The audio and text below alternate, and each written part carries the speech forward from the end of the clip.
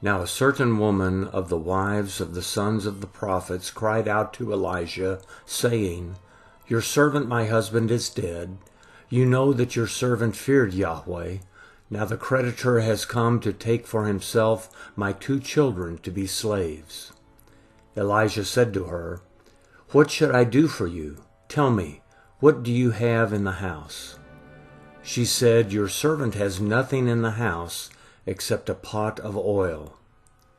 Then he said, Go, borrow empty containers from all your neighbors. Don't borrow just a few containers.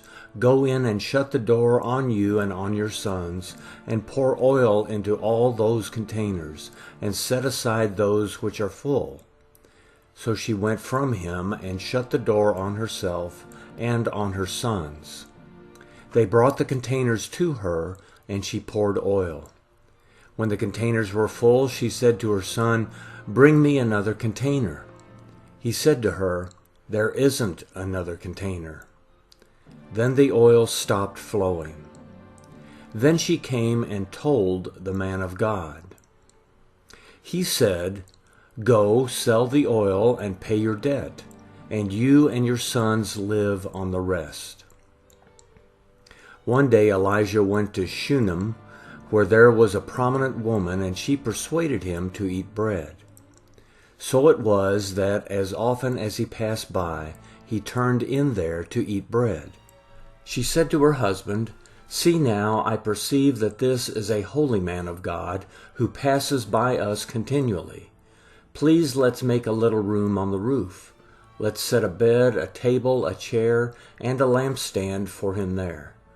When he comes to us, he can stay there. One day he came there, and he went to the room and lay there. He said to Gehazi his servant, Call this Shunammite. When he had called her, she stood before him. He said to him, Say now to her, Behold, you have cared for us with all this care. What is to be done for you? Would you like to be spoken for to the king or to the captain of the army? She answered, I dwell among my own people. He said, What then is to be done for her?